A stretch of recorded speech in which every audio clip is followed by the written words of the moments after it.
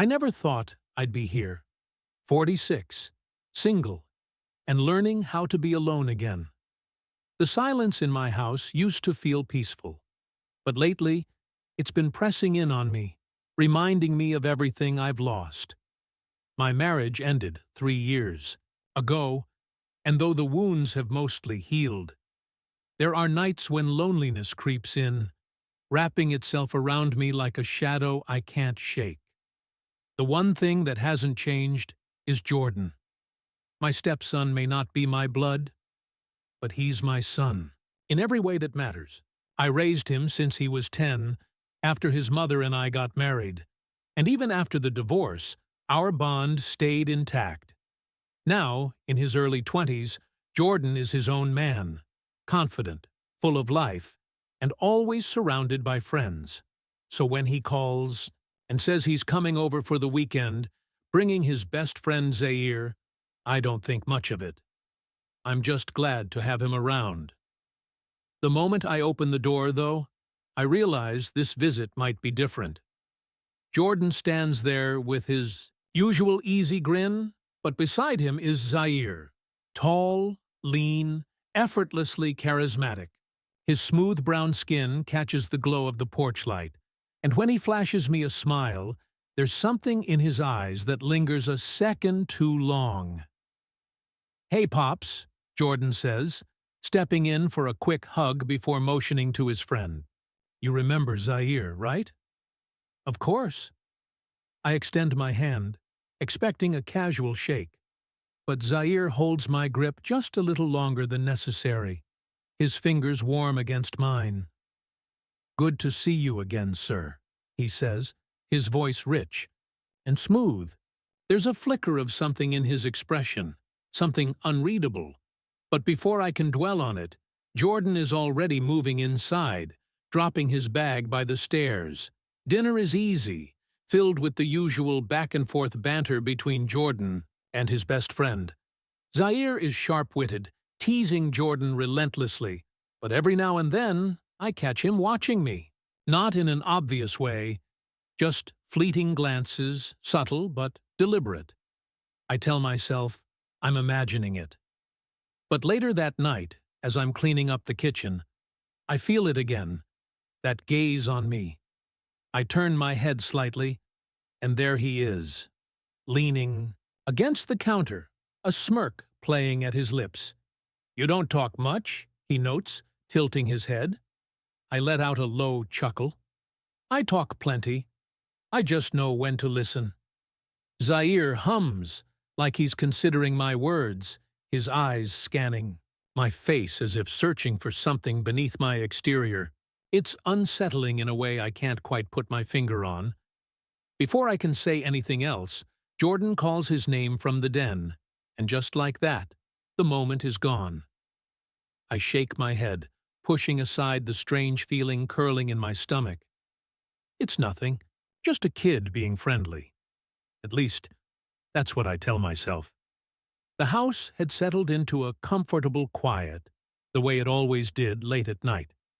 Jordan and Zaire had spent most of the evening in the den, their laughter and bursts of animated conversation echoing through the walls. I had busied myself with small tasks, washing a few dishes, straightening up the living room, before finally retreating to my bedroom, exhausted from the day.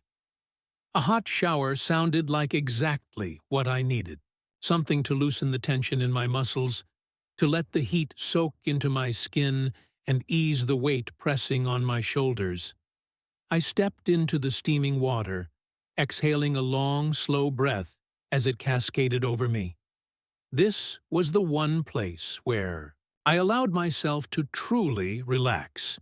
No expectations, no lingering thoughts, just the warmth, the steady rhythm of droplets hitting the tile. My head tilted back under the stream, eyes closing as I let myself unwind.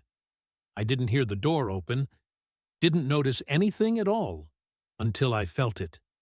That unmistakable sensation of being watched. My body tensed immediately, the instinct sharp and immediate. My eyes snapped open, and just beyond the blurred edge of the shower curtain, a shadow moved. Before I could react, the curtain shifted, and there he was. Zaire, standing inside the bathroom, his tall frame leaning casually against the door, one hand resting on the handle like he hadn't quite decided whether to stay or go. His lips curled in a knowing smirk, dark eyes flickering downward before snapping back up to meet mine. For a moment, neither of us moved. "What the hell are you doing?" My voice came out rougher than I intended, my pulse hammering in my throat. Zaire didn't flinch. If anything, his smirk deepened, like he was amused by my reaction. "Relax," he said, his voice smooth, easy. "It's not like I haven't seen a man naked before." My grip tightened around the edge of the shower curtain, my body instinctively shifting to shield myself from view. Not that the thin material did much to protect me from the weight of his stare. "That's not the damn point," I snapped, heat rushing to my skin, and not just from the steaming water. Zaire tilted his head slightly, considering me. "Then what is?" There was something in his voice, something playful, teasing, but beneath that, an edge of something deeper, something dangerous. My heartbeat pounded in my ears, drowning out the sound of the shower. I should have thrown him out right then. Should have told him this was wildly inappropriate. Should have demanded to know what the hell he was thinking. But I hesitated, and in that hesitation, the moment stretched, thick with an unspoken tension I didn't know how to name. Zaire's gaze flickered, lower for a fraction of a second, quick, deliberate, before settling back on my face. He wasn't embarrassed.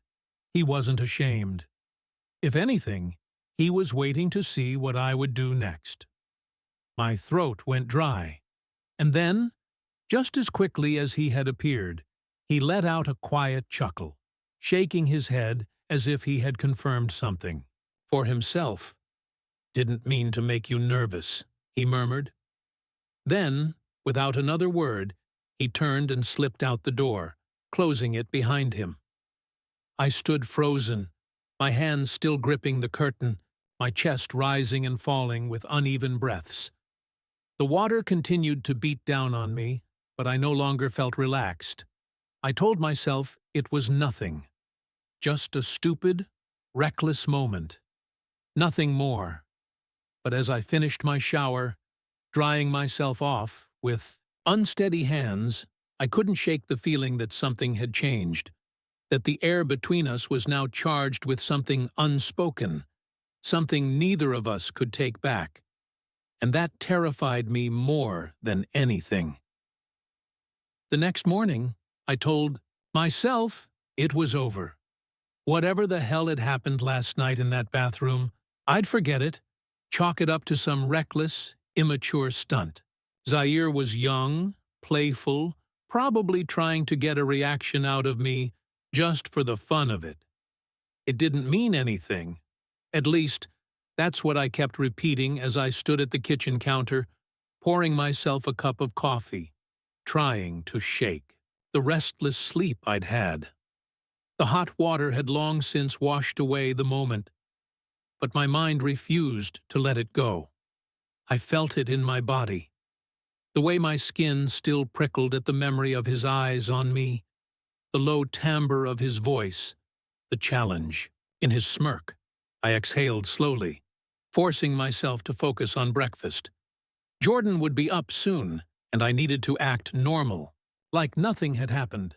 The problem was, Zaire wasn't going to make that easy. Footsteps echoed from the hallway, and I glanced up just in time to see him stroll into the kitchen, looking effortlessly put together despite the early hour. His shirt hung loose, the collar slightly stretched, exposing a hint of collarbone. I looked away quickly, focusing on the eggs sizzling in the pan. "Mornin'," he said, his voice dripping with something too smooth, too knowing. I didn't respond right away, keeping my attention locked on the stove.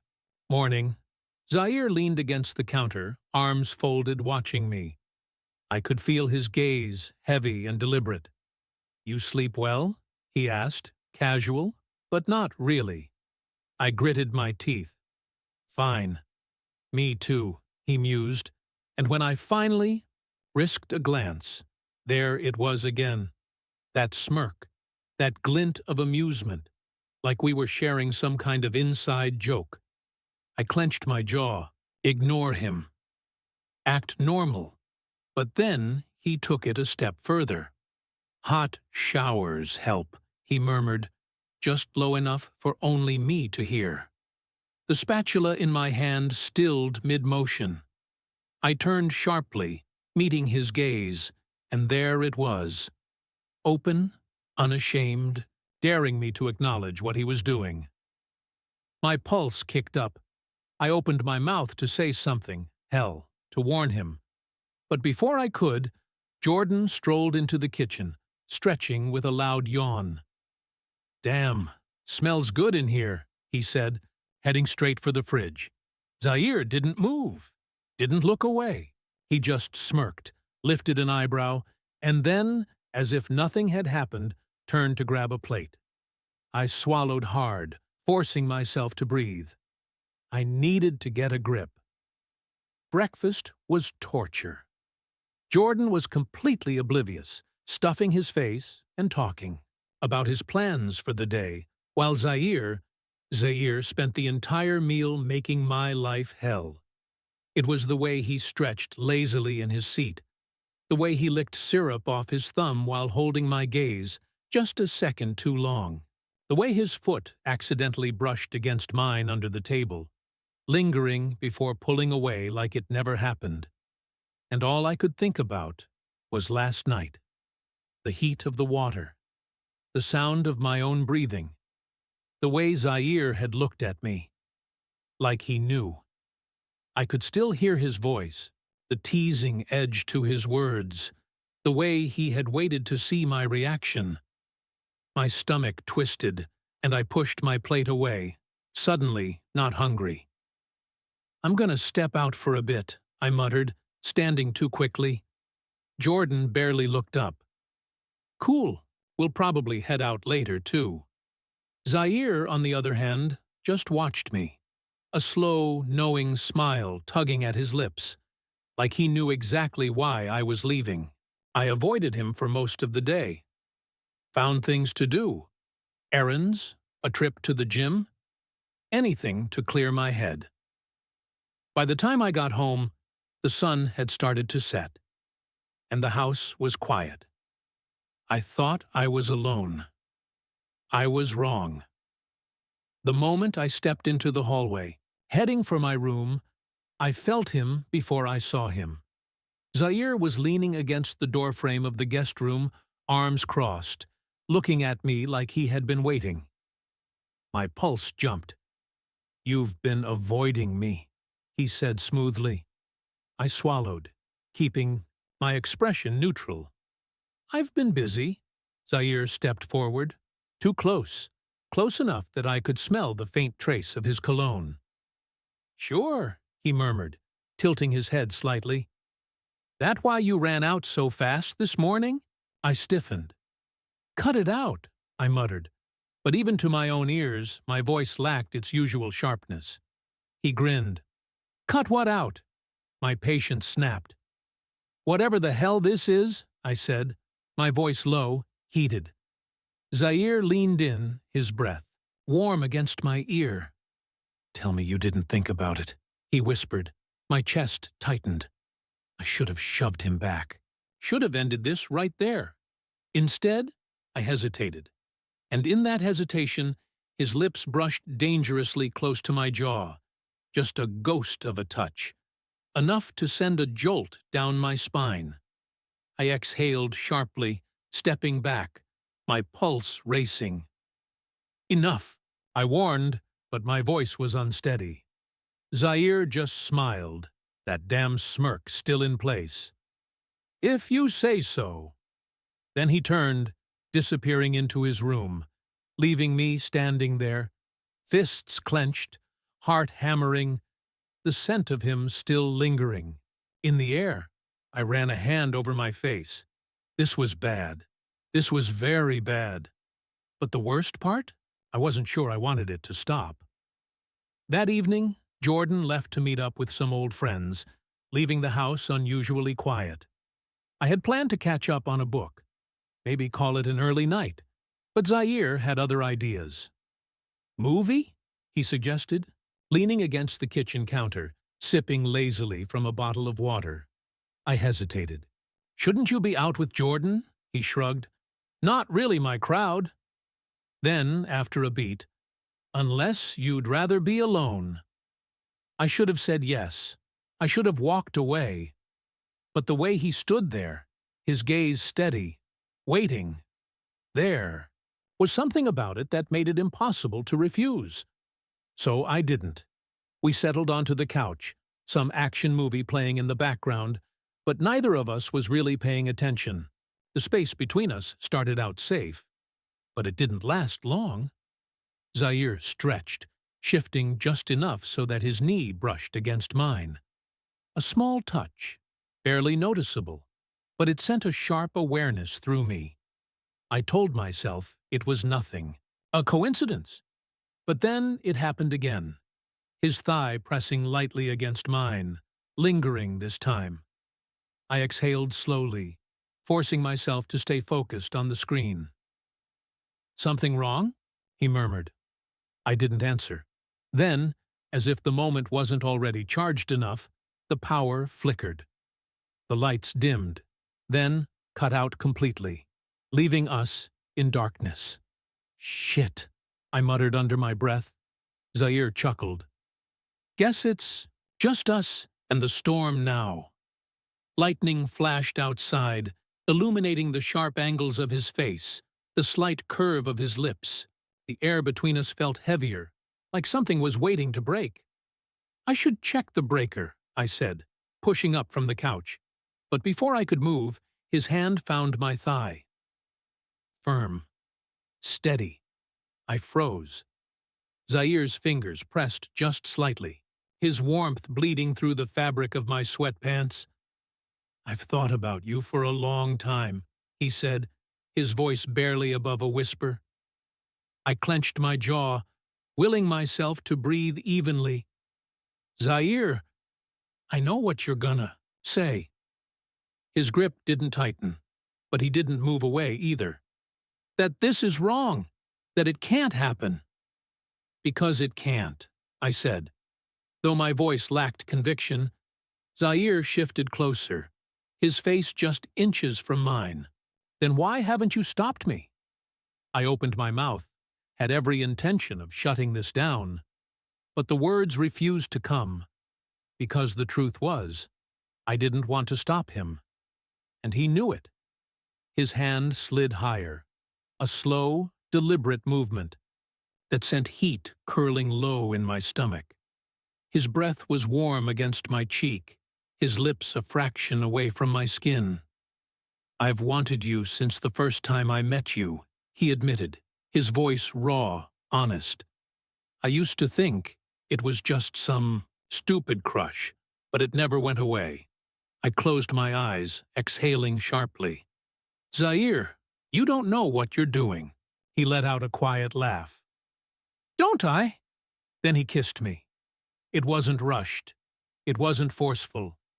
It was slow, deliberate, like he was giving me every chance to stop him.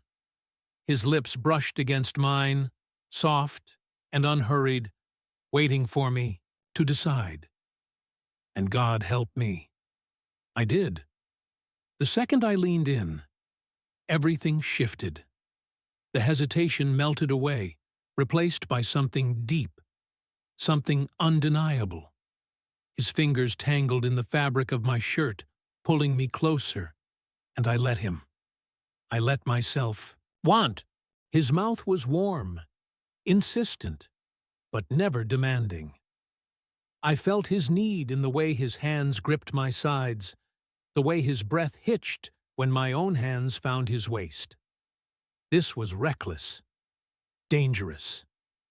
But for the first time in a long time, I didn't care. I just wanted more.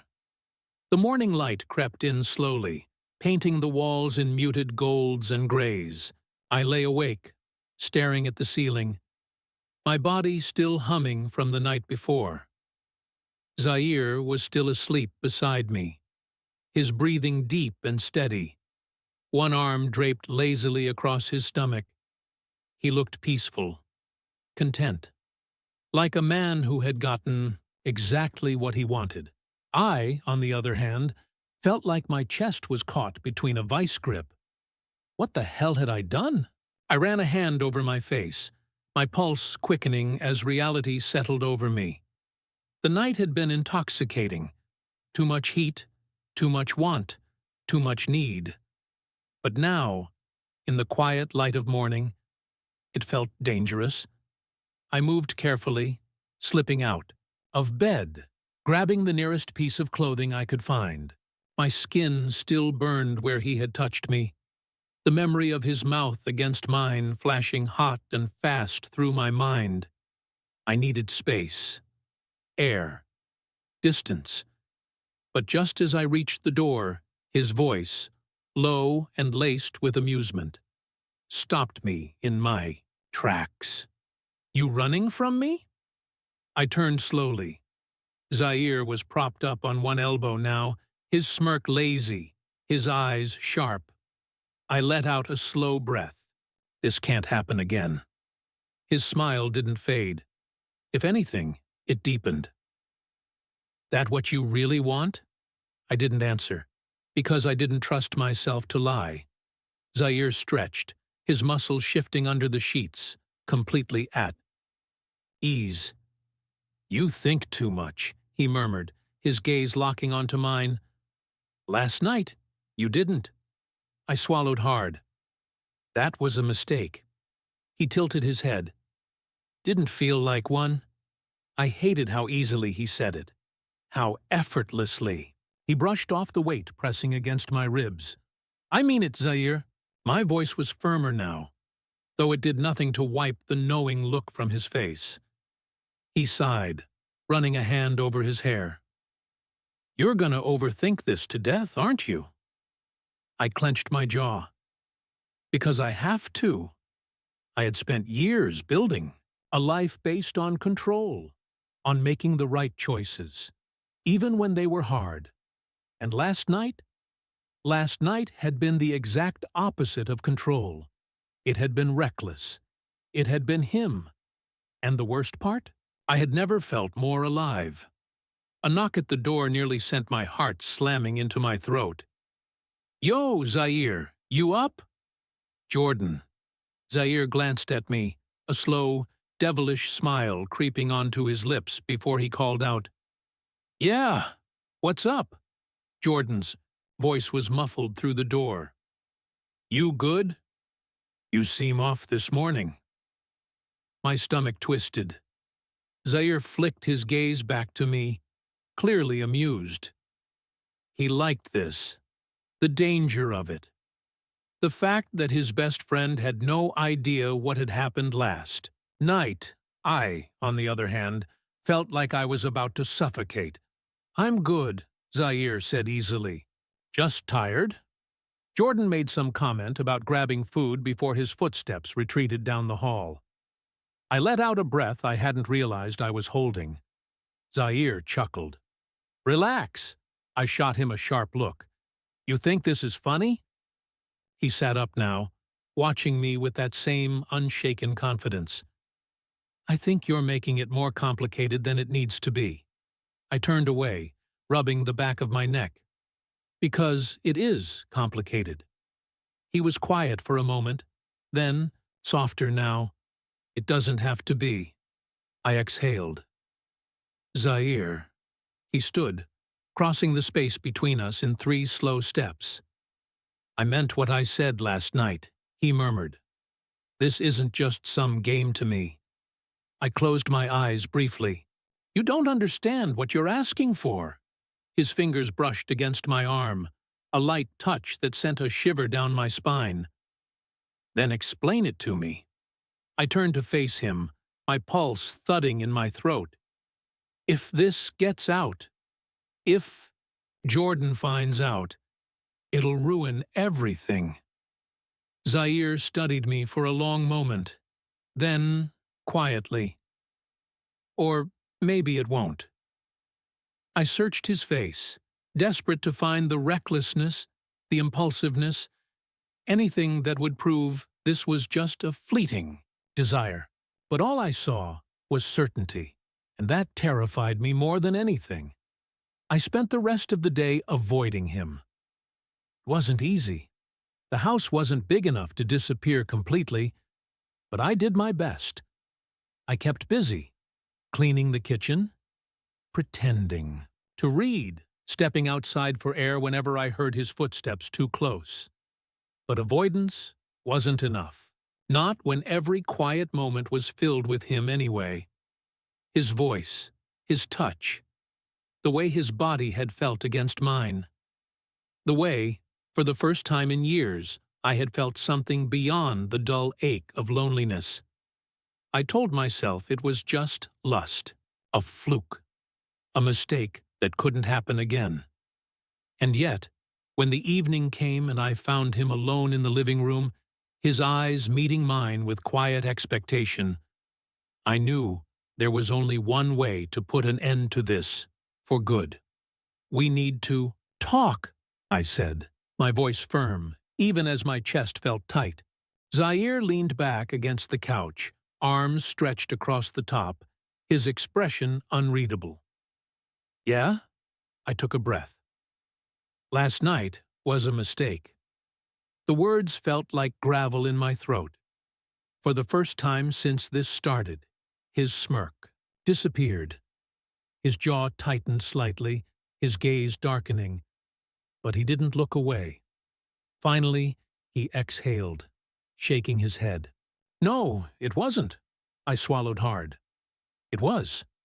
He let out a short laugh, but there was no humor in it. So, that's it? Just erase it? Pretend it never happened? I forced myself to hold his gaze.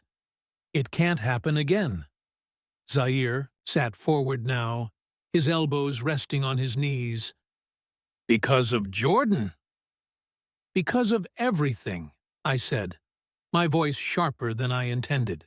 Because of the fact that I'm too old for this. Because of the fact that... That what? He pressed. That you felt something?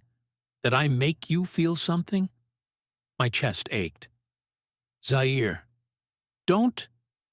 No. His voice was quiet, but firm. Just tell me the truth. For once, I clenched my jaw, my pulse hammering in my ears. The truth? The truth was that he had turned my world upside down in the span of a night. That his touch had unraveled something I hadn't realized was wound so tight. That, when he looked at me the way he did now, I felt seen in a way I hadn't in years. But I couldn't say any of that. Instead, I said, "This isn't about what I want." Zaire studied me for a long moment, then sighed, shaking his head. You really believe that? I looked away. It doesn't matter what I believe. A silence stretched between us, thick with unsaid words. Finally, he stood, taking a step toward me. You can lie to yourself all you want, he murmured, but I know what I saw last night, and I know you felt it too. His gaze searched mine, waiting for something, for me to admit it, maybe, or to take it back. I did neither. Instead, I stepped back. His lips pressed into a thin line. Right. His voice was quiet, but the hurt in it sliced through me. I turned before I could change my mind. The next few days were torture. Zaire didn't push. He didn't pull me aside or try to argue. He just let me go. And somehow, that was worse. Jordan didn't notice anything, too caught up in his own world. But I noticed. I noticed the absence of Zaire's teasing remarks, the way he no longer lingered when we were alone. I told myself this was for the best. But every time I heard his laugh from across the house, every time I caught a glimpse of him out of the corner of my eye, something inside me twisted. The nights were the worst. Lying awake, staring at the ceiling, my body remembering his touch, my heart remembering the way he had looked at me, like I was worth wanting. And then it hit me. I had spent so much of my life being careful, doing what was expected, never stepping outside the lines. I had convinced myself that loneliness was just a part of the deal. But what if it wasn't? What if I had been wrong? Zaire's words came back to me, quiet but certain. Life is short. Why are you running from something that makes you happy? I sat up, my pulse hammering. I had pushed him away out of fear, of judgment, of change, of wanting something I told myself I couldn't have. But the truth was, I did want it. I wanted him. And maybe, for once, it was time to stop running. I stood outside his door, heart pounding so loudly it drowned out every rational thought. This was a mistake. Or maybe it wasn't. I had spent days trying to push him out of my mind, convincing myself that I had done the right thing, that walking away was the only choice. But the more I tried to ignore it, the clearer it became. I wanted him. And I was tired of pretending I didn't. Before I could second-guess myself, I knocked. A beat of silence. Then footsteps. The door cracked open, and there he was, Zaire, shirtless, sweatpants hanging low on his hips, eyes dark with something unreadable. For a moment, neither of us spoke. Then he leaned against the door frame, arms crossed.